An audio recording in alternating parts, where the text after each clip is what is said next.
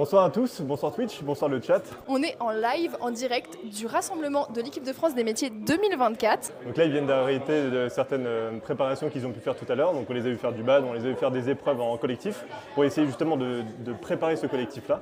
Préparation physique et mentale, comme son nom l'indique, ça sert à préparer le physique et le mental. Donc alors pour ça, les compétiteurs vont devoir s'entraîner physiquement, c'est pour ça qu'ils ont des épreuves parfois sportives, de cardio, ce genre de choses, pour s'entraîner à la compétition. Alors j'aime pas trop le terme, mais presque comme des athlètes, parce que c'est quand même une compétition mondiale, donc il y a un gros niveau, un gros standing. Et aussi le côté mental qui est très important, quelle que soit la discipline. Ouais. Et il faut également qu'il y ait une forte cohésion d'équipe, parce qu'en fait c'est l'équipe de France, donc il faut qu'ils soient soudés et tous ensemble. C'est ça. Donc c'est pour ça qu'en fait ils se regroupent. C'est qu'il y a la compétition mondiale qui a lieu en septembre. Oui. C'est le deuxième plus grand événement après les JO cette année. Et ça va rassembler plus de 60 pays, plus de 1500 compétiteurs. Enfin ça va être un truc de fou. Ouais. Et il y a l'équipe Il y de a France. actuellement une soixantaine de compétiteurs qui représentent l'équipe de France. Donc ils sont tous là pour représenter la France. Et ça c'est fou, c'est génial. Et vous allez en rencontrer 4 ce soir. Enfin, Ouais. vous en avez déjà rencontré sur nos réseaux sociaux, Ouais. mais il va y en avoir 4 plus spécifiquement. D'ailleurs, moi, dans quelques secondes, je vais partir les chercher. C'est ça. Premier compétiteur qui arrive. Ok, bon vous allez bien? Ça va. Ouais. Ça va. Là on va faire un jeu un peu spécial avec vous deux. Donc alors pour ceux qui viennent nous rejoindre, on est avec Sarah et Guillaume qui sont en art floral et en bijouterie. Là on va faire un épisode avec vous qui s'appelle Qui de vous deux. Donc là vous avez des métiers qui sont liés par certains aspects. Et donc on vous a donné des papiers, hop et hop. Une avec la petite bouille de Sarah, une avec la tête de Guillaume. Et donc je vais vous poser des questions et vous allez me dire, selon vous, quel métier est le plus créatif, le plus machin. D'accord. Selon vous, qui a le métier le plus créatif? Donc vous avez 3 secondes pour préparer vos photos. Vous êtes prêts? C'est compliqué? Ouais, c'est compliqué. Ok, donc 1, 2, 3, on monte. Ok, donc, Clairement. On est d'accord, mais clairement. ok, est-ce que vous pouvez détailler un petit peu pourquoi? Alors en fait, moi de base, dans le métier de joaillerie, on travaille beaucoup avec un gouacher de quelqu'un qui a comme métier de designer. Après, quand on monte sa propre entreprise, on peut commencer à faire du design, mais principalement, la plupart des gens en joaillerie partent soit d'un gouacher, soit d'un dessin, etc. C'est quoi un gouaché? Un gouaché, pardon, c'est un dessin d'un bijou peint à la gouache, tout simplement. Et pour toi, pourquoi est-ce que c'est ton métier qui est... Bah, déjà, j'ai hésité entre le mien et celui de Guillaume. C'est vrai que moi, du coup, on part vraiment de quelque chose qu'on crée de A à Z. C'est-à-dire qu'on va croquiser nous-mêmes, pour le coup. Si j'ai bien compris, toi, c'est déjà quelque chose qui est déjà... En fait, ça dépend beaucoup du type de joaillier, enfin de type Ouais. d'entreprise, etc. Mais oui, effectivement. Ok. Alors que ouais, moi du coup c'est vraiment on croquise sur un papier et puis après on part quoi. On a un temps imparti et puis on fait. Il faut après amener la couleur, le placement des fleurs et tout ça sur une structure. Donc oui, en effet du coup peut-être que le mien est un tout petit peu plus créatif quand même que celui de Guillaume. Mais ça n'enlève pas la créativité de celui de Guillaume. Ça ne nous empêche pas d'avoir des cours, des cours dans les formations. Parce que par exemple, je vais m'inspirer de Guillaume pour faire certaines choses parce qu'on va me demander des éléments portés, des bijoux, je peux faire une bague, je peux faire un collier, un sautoir. Donc c'est vrai que ça peut être très complémentaire également, quoi. Est-ce que toi aussi, ça t'arrive dans ce sens-là de devoir allier ton métier avec celui d'un autre? En fait, nous déjà, on travaille beaucoup avec plein d'autres métiers parce que le joaillier, il vient créer la structure du bijou et ensuite, on vient travailler avec les sertisseurs qui apportent les pierres, qui n'est pas la même personne. Il y a aussi le polisseur qui vient polir les pierres, le lapidaire qui vient tailler les pierres et en fait, c'est globalement un grand ensemble de métiers qui bossent ensemble pour faire le bijou. Ok, d'accord. Ok, super intéressant. Lequel de vos deux métiers est selon vous le plus social? Je pense que dans tous les cas, de mon point de vue à moi, vous avez dans les deux métiers, il y a un aspect quand même social, j'ai l'impression. Maintenant, à voir, j'imagine. Bon alors, 3, 2, 1, révélé. Ok, donc... On est toujours d'accord. Ah oui. En fait, alors, dans mon cas, le social, il vient au même moment que la créativité, où on vient créer un bijou pour un client, c'est-à-dire, effectivement, donc, si on a sa boîte ou si on nous donne un peu carte blanche pour faire le bijou auprès du client, mais ça ne va pas du tout être la plus grande partie des joailliers. Donc, il y en a, mais encore une fois, ça dépend de où on bosse. Okay. Oui, alors que moi, du coup, il y a un gros aspect social quand même. Oui. Quand on est en boutique, en tant que fleuriste, c'est vrai qu'on est au contact de la clientèle tous les jours pour tout événement. Donc, ça peut être pour un mariage, pour un décès, pour un baptême. Donc, c'est vrai qu'on est très proche généralement des du client parce qu'on rentre un petit peu dans son intimité. Donc c'est vrai que là, le social joue pas mal. Donc ça, c'est pour le toujours coup. le cas. Tu es toujours au contact avec les clients ou des fois, ça arrive que parfois, tu es juste dans l'arrière-boutique et tu fais que tes fleurs, des choses comme ça? Oui, ça arrive, mais généralement, quand on est en boutique, on est toujours amené à servir un client. Donc du coup, techniquement, ça reste tout de même assez rare quand on a une boutique ouverte à la clientèle. Si on a un atelier, par exemple, ça va être un peu plus particulier. D'accord. Ok. Prochaine question. Lequel de vos deux métiers est le plus minutieux? Question un petit peu spécifique. Vous avez déjà une réponse éventuellement? Ok. Ouais, c'est bon. Alors 3, 2, 1, go. D'accord. Ok. Pareil. Non, mais en fait, effectivement, on travaille sur des pièces qui sont microscopiques. Nos tolérances, c'est du centième de millimètre. Donc, pour le coup, c'est un peu le niveau max de précision en non machine, on va dire. Ok, d'accord. Oui, mais moi je suis d'accord. Pour moi, c'est très minutieux. Moi, on me demande de la minutie, mais c'est vrai que c'est un peu plus grossier, on va dire. Même si on rejoint sur le fait que je peux faire des bijoux et tout ça, ça reste quand même quelque chose d'assez grossier avec de l'aluminium. C'est pas à l'échelle de Guillaume, quoi. Donc ouais. Ok, On m'a demandé de la propreté, mais ça ira pas au stade. Alors, je peux me tromper, mais c'est peut-être plus des formes un peu plus libres. Ouais, totalement. Nous, Oui, en général, il y a totalement. beaucoup de choses qui est cotées, qu'on doit respecter Oui, à totalement. une certaine échelle. Totalement. Puis même si on vient emboîter deux pièces l'une dans l'autre, là, on peut pas...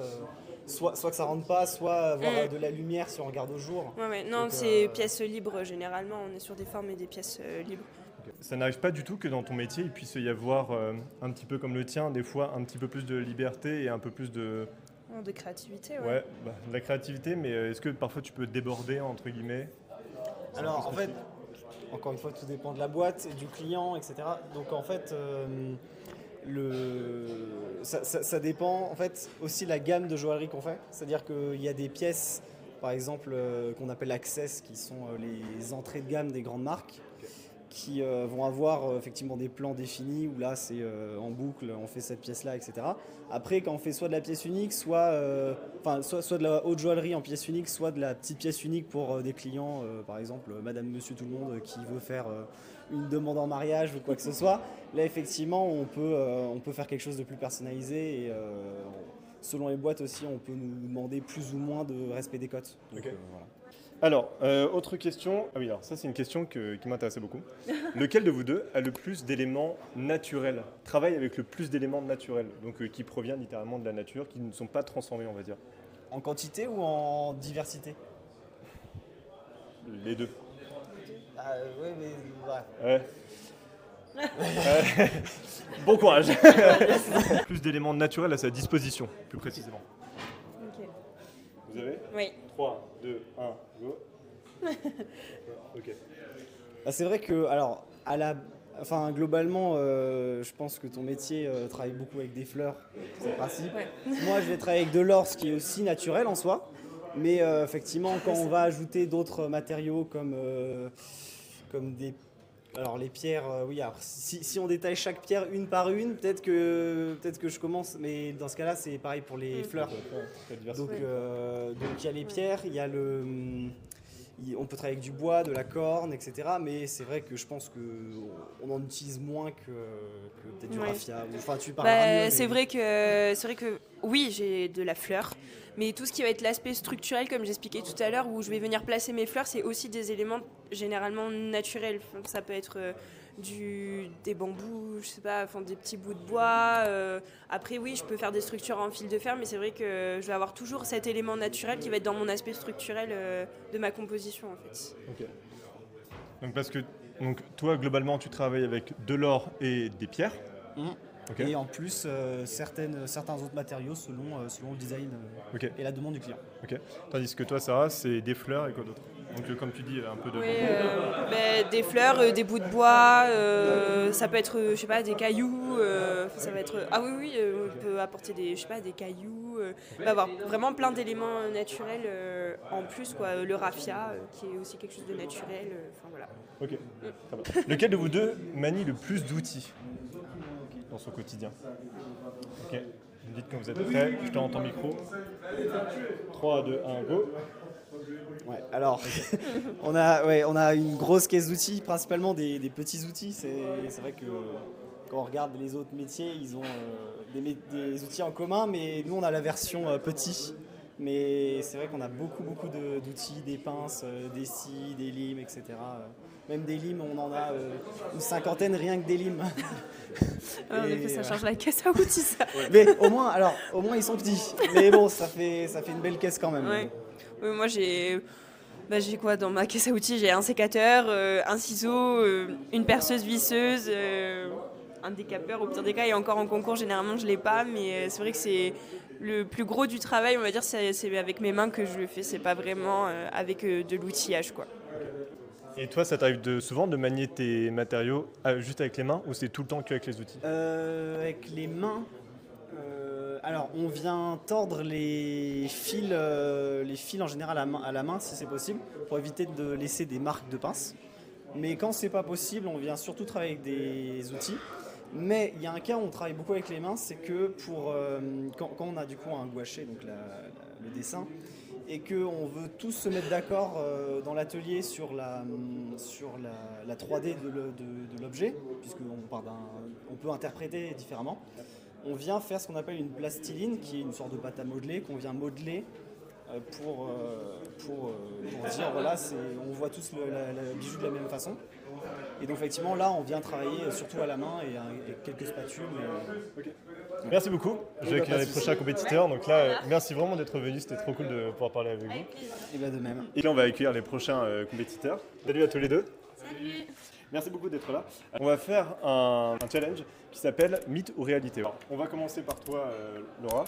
Je vais te poser des mythes qu'il peut y avoir ou des réalités qu'il peut y avoir sur le métier de Benoît. Okay. Et tu vas devoir me dire, selon toi, si c'est un mythe ou une réalité. Et toi, tu vas devoir expliquer si c'est le cas ou pas. Okay. Et donc développer derrière. Donc, en menuiserie, c'est quasiment les mêmes missions que le métier d'ébéniste. Selon toi, c'est un mythe ou une réalité? C'est un mythe. Ok, tu peux développer un petit peu pourquoi? Chat aussi, n'hésitez pas à participer si vous avez des... Ébéniste, pour moi, ce serait plus reprendre une vieille pièce et la retransformer. Que menuiserie, c'est plus prendre du bois brut pour le travailler. Ok. Déjà, pour répondre concrètement, le cliché qu'on donne pour différencier un menuisier d'un ébéniste, c'est quand on prend une maison, si on la retourne, tout ce qui va tomber, c'est de l'ébénisterie, et tout ce qui va rester fixé, c'est de la menuiserie.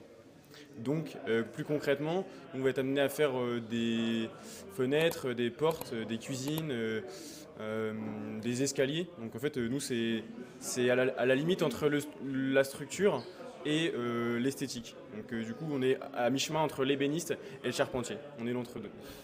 Du coup, moi, je dois bien répondre. Donc, alors, aussi. pour toi, ça voudrait dire que c'est faux. C'est faux. Ah oui, c'est un mythe. Ouais. C'est clairement un mythe. Okay. Selon toi, l'ébéniste ne travaille qu'avec le bois? Oui, le menuisier, pardon. Ouais. Donc la matière première, c'est uniquement du bois, on est bien d'accord? Ouais. Est-ce que Alors, j'ai répondu oui. Ok. Ok. On est bon? Ouais. Ok. Chat, je pense que c'est vrai. Ok. Donc on va voir la réponse. C'est faux. On ne travaille pas du tout que du bois. Aujourd'hui, notre métier est en train d'évoluer énormément et ça nous arrive de plus en plus de travailler avec déjà des matériaux dérivés du bois, comme des matériaux agglomérés. En fait, c'est des composites de bois qui sont recollés entre eux pour faire des planches. Et après, on travaille aussi de plus en plus tout ce qui est matériaux comme l'aluminium, le PVC pour tout ce qui est huisserie extérieure. Et puis après, c'est pareil, on est amené par exemple sur des agencements à travailler des matériaux comme de la résine pour faire par exemple des tables ou même des meubles de salle de bain ou de cuisine, etc. Donc c'est un mythe qui est faux, quoi. C'est clairement faux, on ne travaille plus que du bois. On travaille d'autres matériaux aussi. Et ce qui veut dire donc qu'il y a eu un moment où vous avez travaillé que du bois? Il y a... oui, pendant une époque, je pense que les menuisiers faisaient essentiellement du bois, clairement. Ok, super. On enchaîne la question. Les menuisiers, cette fois c'est le bon métier, les menuisiers ne travaillent que sur des grandes structures. C'est un mythe. Ok, mythe. On va voir si tu es sur un sans faute ou... je regarde vite fait le chat pour voir s'il y a d'autres réponses éventuellement. Pour toi, ils travaillent sur quoi alors dans ce cas, si c'est pas que sur des grandes structures, éventuellement? Il peut faire, comme il a dit tout à l'heure, tout ce qui est... La question. J'ai un peu spoilé les trucs. Ouais. Par exemple, les contours des fenêtres. je suis le plus mort. Clairement, ouais, t'as répété ce que j'ai dit, mais bah oui, non, ça arrive qu'on travaille sur des. J'ai envie de dire même que c'est rare qu'on travaille sur des grosses structures, ça va plutôt être le charpentier qui va travailler vraiment sur des structures énormes, des toits quoi. Et nous, c'est plutôt des ouvrages qui sont sûrement souvent un peu plus imposants que des ébénistes, mais oui, ça, comme je disais, c'est des escaliers, des fenêtres, des portes, des cuisines. Donc oui, c'est des ouvrages qui rentrent dans des maisons quoi. Et dernière question pour toi, ensuite on passera à ton métier. Pour toi, le menuisier travaille tout le temps chez les gens, chez son client? Alors non.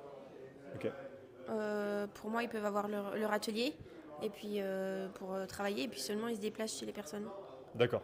Donc alors, je te laisse répondre.